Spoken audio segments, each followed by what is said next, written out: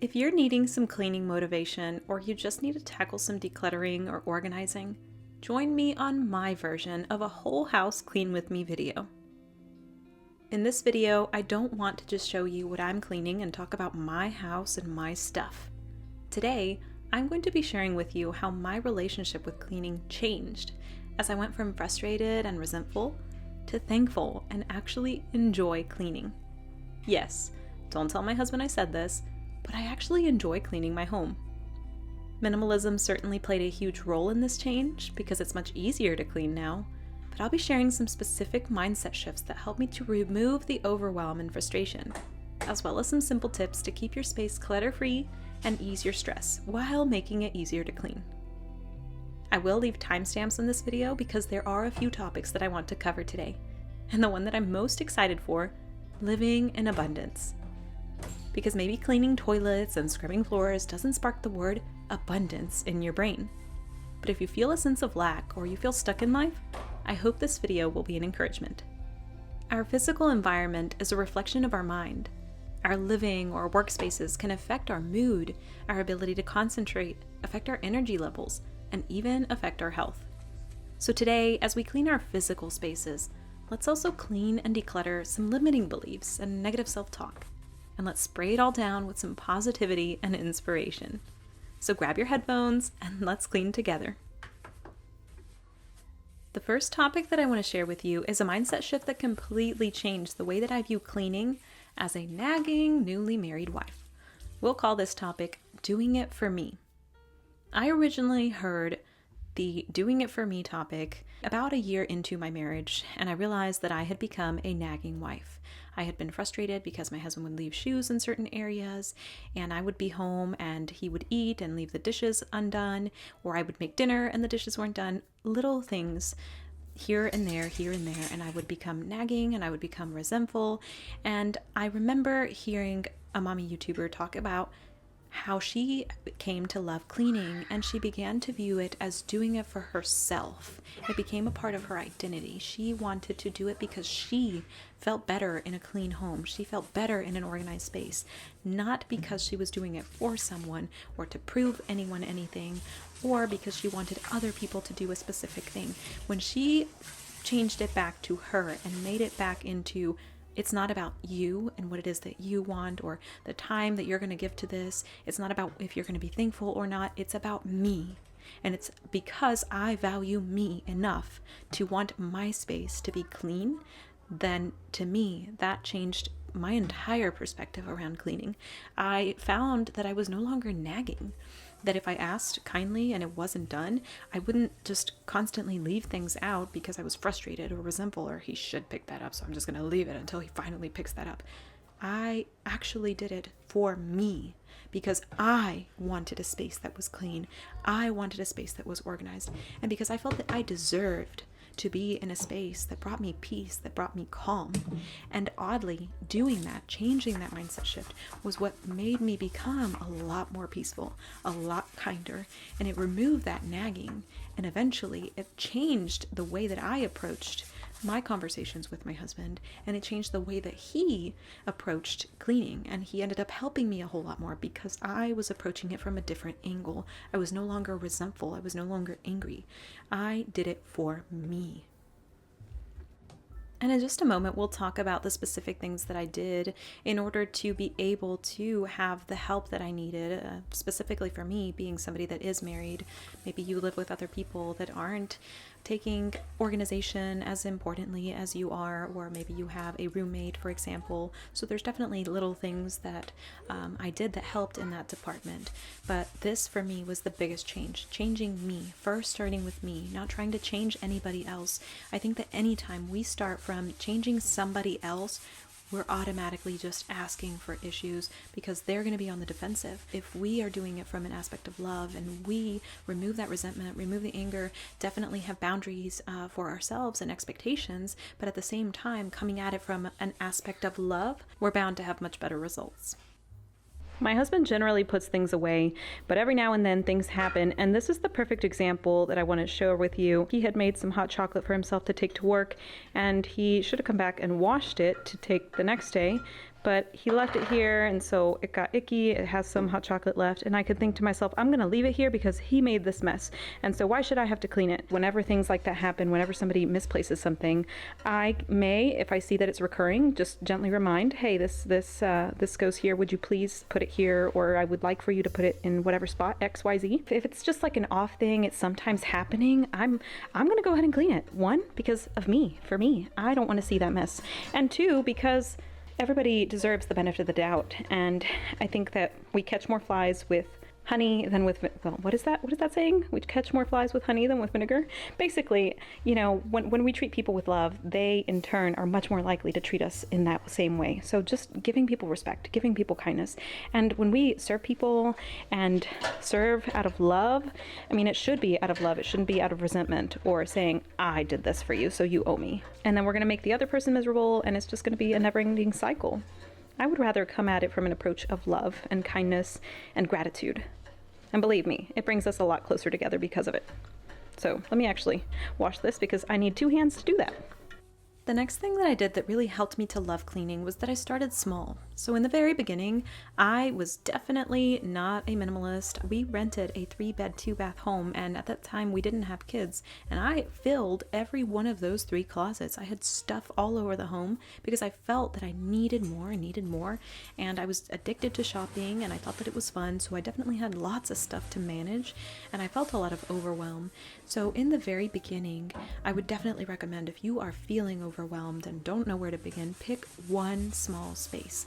Maybe that's a desk, a vanity, or a small shelf, a small closet.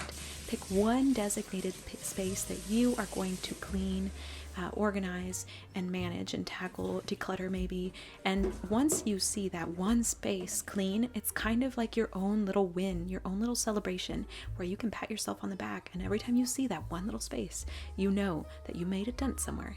Maybe it was small, but at the same time, it's a constant reminder that if you did that, you can do the next space.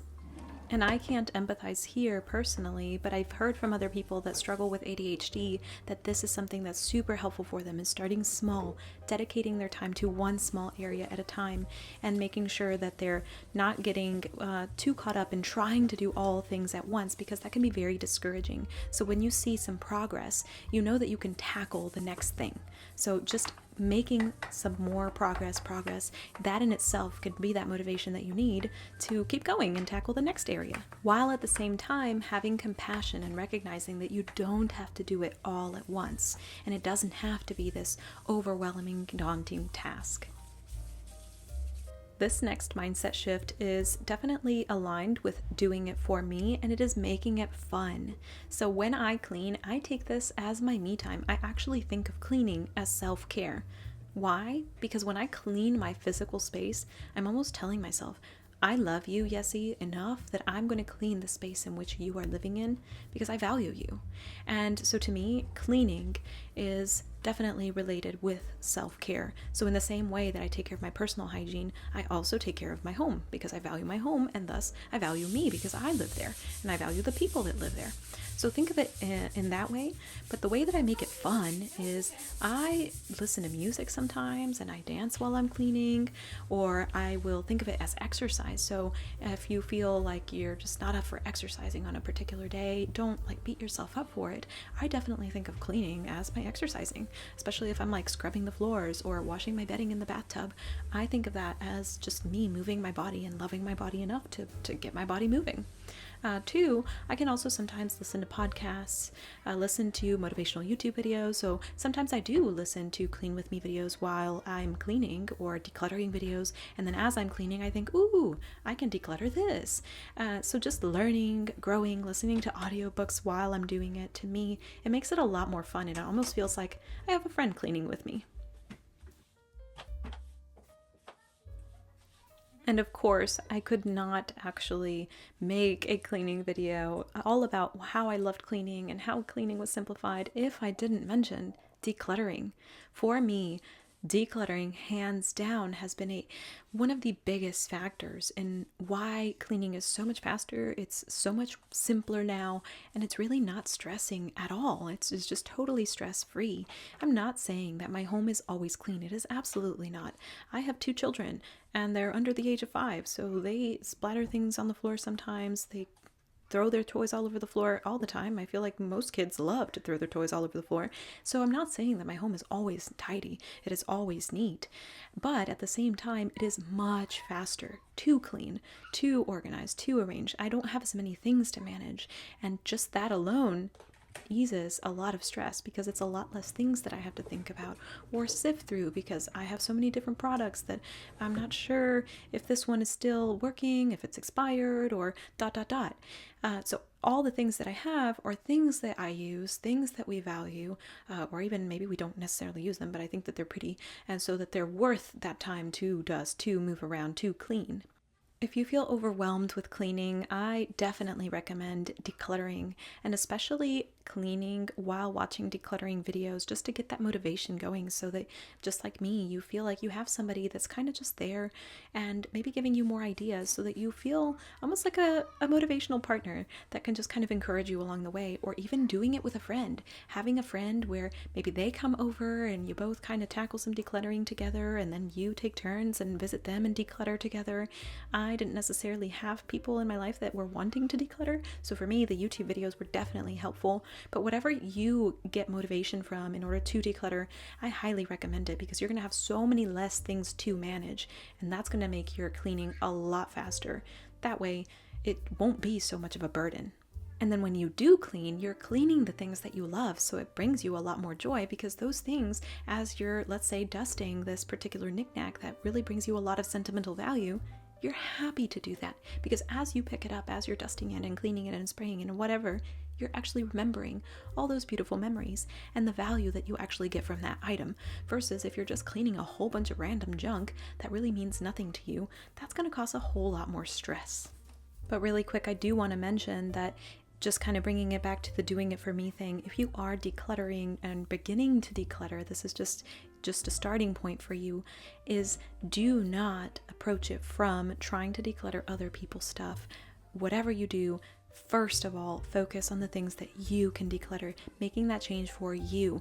Why? We're going back to that topic of doing it for me, because you are changing your mindset, you are changing your approach to your stuff, and by you giving that example, you're going to attract other people that are going to want to see, whoa, I see you happier now. What is it that you're doing? They're going to be more attracted to you when you're leading by example versus you trying to declutter other people's stuff. So please do not make that mistake of decluttering other people's stuff, because they might be defensive. They might have a lot of attachments to things, or sentimental attachments to things, and that might be like an attack, having all of a sudden their stuff removed and they just never really knew about it and they weren't given a heads up about it.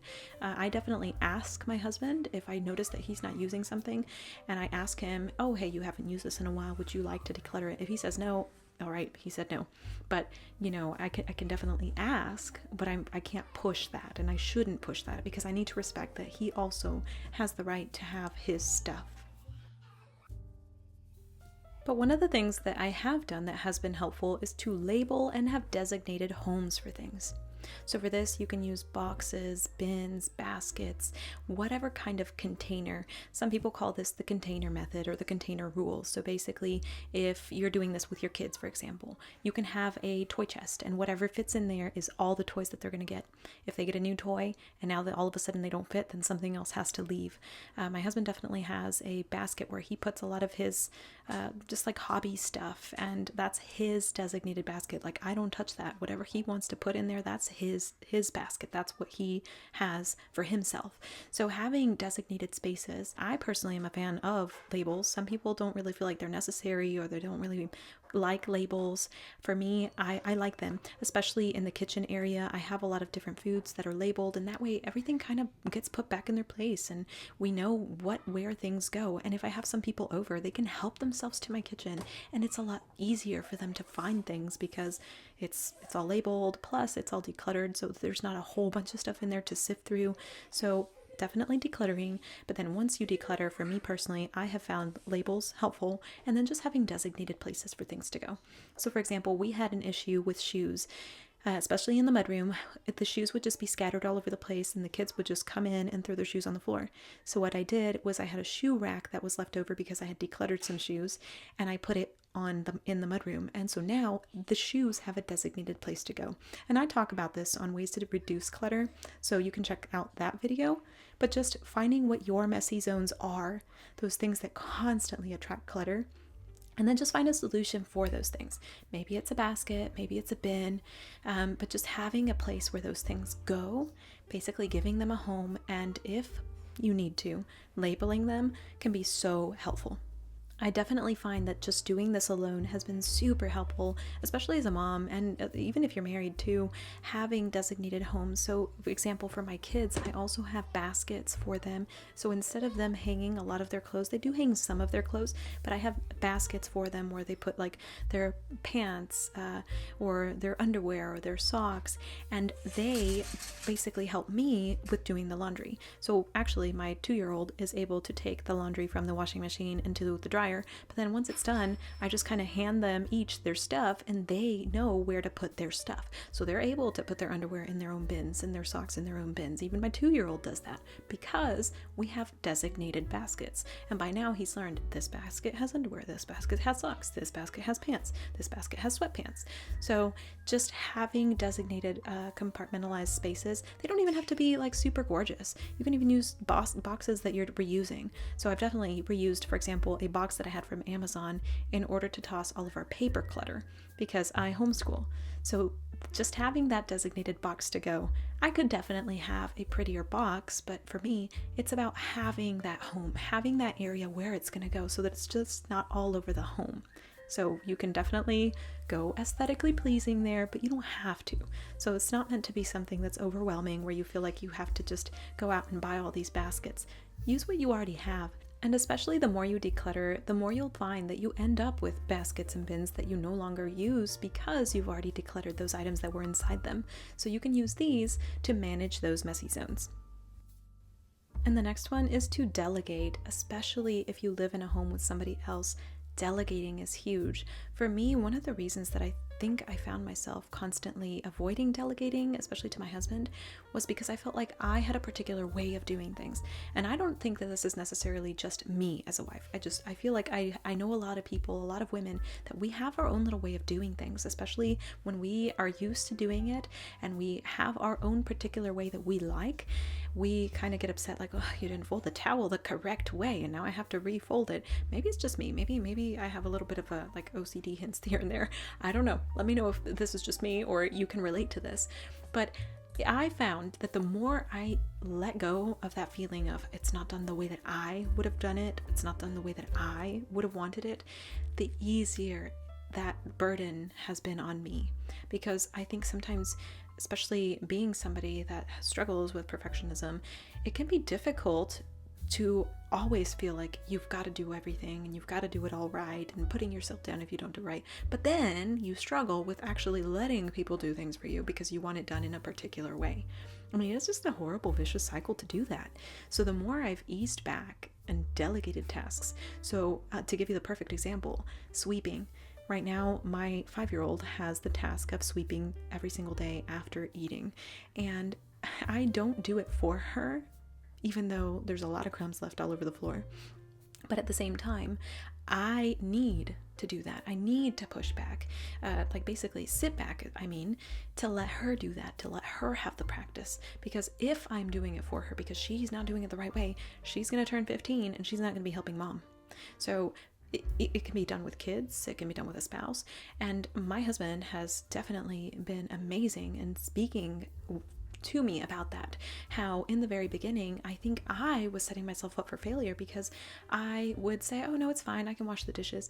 And he told me one day, he's like, if you keep doing that to me, you are going to make me be a man that is just used to me doing everything for me. And I had never really thought of that before. I thought I was being helpful, and it's a great thing. I'm not saying that you shouldn't be helpful. I'm saying that you need to be able to ask for help, to be able to say, would you please help me with this?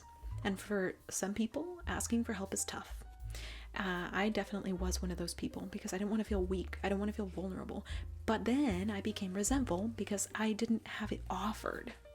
So I was setting myself up for failure because I wouldn't ask for it, but I wanted it to be offered without me asking for it. So yeah, that's tough.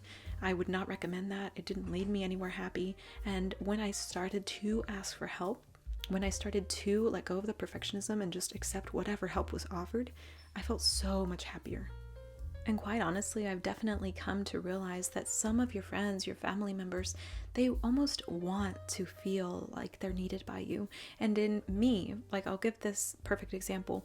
My first postpartum experience, I pretended like everything was fine. I never told anybody that I was struggling, but in fact, I was crying every single day. And I felt like a failure. I felt horrible. I hated my body. I felt miserable, but I didn't ask anybody for help. And truthfully, not very many people offered their help. But at the same time, I didn't say that I was not okay. I put up this smiley face, so they must have thought everything was fine. So when we put up this mask and pretend like all is good and we don't need help, we're not letting other people see our vulnerability. One, that robs them of the ability to express love to us. And two, it now makes them see that they can't express that vulnerability to us because we in turn didn't do it for them. Allow yourself to be vulnerable and ask for help when you need it.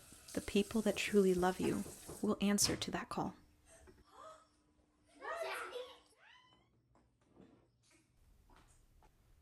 Right here, I took a break from cleaning. I had been cleaning for a couple of hours, and my husband surprised us and arrived home. And generally, whenever my husband does arrive, if I'm working on something, I will try to stop whatever it is I'm doing. If I am really caught up in something, I will at least stop for a moment in order to say hi, just as a sign of respect and a sign of saying, I see you and I appreciate that you're here and I love you. So if I'm working on a video, for example, I'll pause that and I'll say hi and I might get back to it in a little while. For this moment, we ended up having lunch and then I got back to the cleaning. So for me, in our home, I definitely want to prioritize maintaining the home and decluttering and organizing, but I never want it to take precedence over the relationships and the bonds. So that's kind of why I mentioned too, like don't declutter things from your family members or even if it's a roommate, for example, without asking them because you're just going to damage the relationship.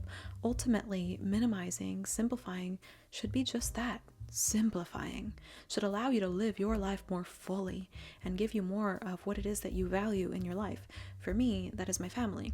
So if I'm going about cleaning and going about organizing and doing my own thing, even if that's not necessarily cleaning, but let's just speak about minimalism. If I am doing all this decluttering and I'm doing all this supposedly to better my life, but I'm letting it consume me, and it's taking precedence over my family to the degree that now I feel like they should get rid of their stuff, or now I'm attacking them or making them feel guilty for the things that they have.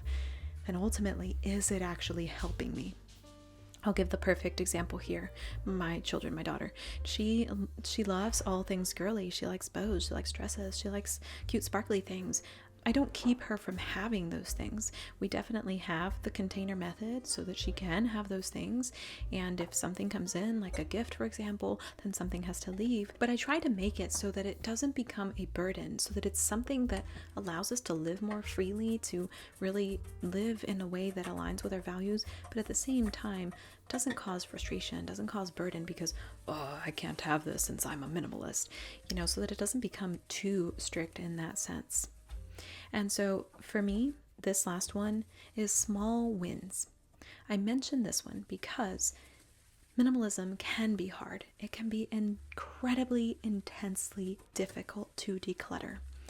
And right now I'm talking about a cleaning video, but really anytime that we are making a physical change into our physical environment, it says more about us inside. And a lot of people think about hoarding as just, they just keep too much stuff. But in reality, it says a lot about what traumas we've been through, resentments, hurts. I recently went to a retreat with a psychologist that, oh my goodness, it was amazing. And she expressed about our past and our traumas as though it was our inner child, which is dying, but we didn't actually give them a proper burial. No, we just put rocks on top of that inner child, and now that smell is radiating throughout our life, throughout our experiences. It is affecting our children, it's affecting our marriage, it's affecting our relationships because we haven't addressed that inner child. And I have definitely seen it play out in my life through minimalism, through decluttering, through transforming my home. Because when you are going through specific items, especially the sentimental items, all of a sudden you're left asking yourself, why can't I let go? Why am I so attached to things? So me specifically, I was so attached to makeup and purses and dresses. I wanted a mask to place over myself to feel as though I was worthy because of my childhood traumas. When I finally began to declutter those prom dresses that I knew I was never going to use, and I struggled to do so, I had to face myself and ask, why? Why can't I let go?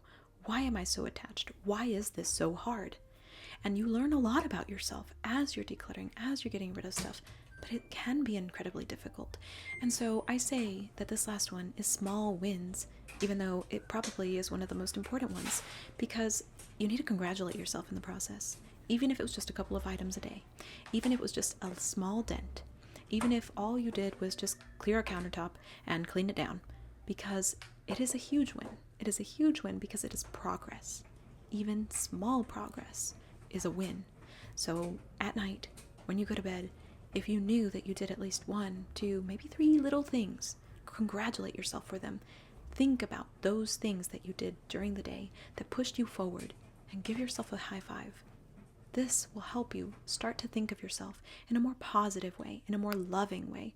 You become your own cheerleader. You become your own encouragement. And you begin to see all the good that you are doing and all the effort that you're putting into changing your life, improving, becoming a better person. I am certain that whoever you are listening and watching, you have your own hurts, you have your own frustrations.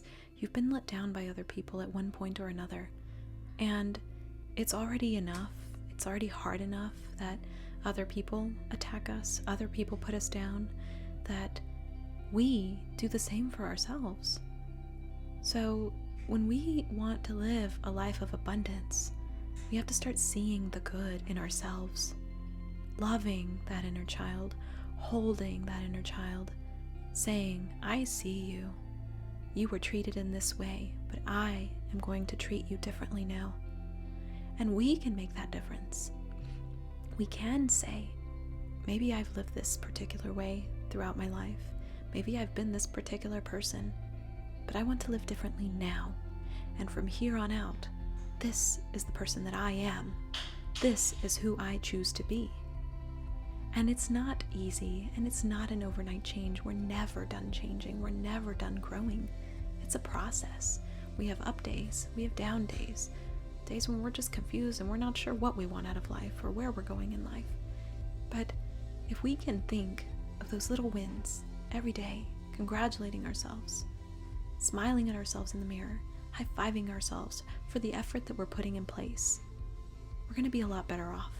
So as you clean your home, don't just think of it as you're cleaning this physical space. Think of it as you cleaning those inner chambers of your heart, of your inner home. You're cleaning all of that clutter that you have in your mind, in your heart, in your soul. You choose to be a better person. You choose to live a better life. You choose to live a life of abundance. To me, when I clean my home, I enjoy it because I see it as me taking care of me and me choosing a life of love, of joy, of peace, of calm, of rest. What are those words for you? What are the emotions that you want to feel in your life? I was recently listening to the book by Ed Milet, The Power of One More, and he asked the question, what emotions do you want to feel in life? I realized I had never asked myself this before.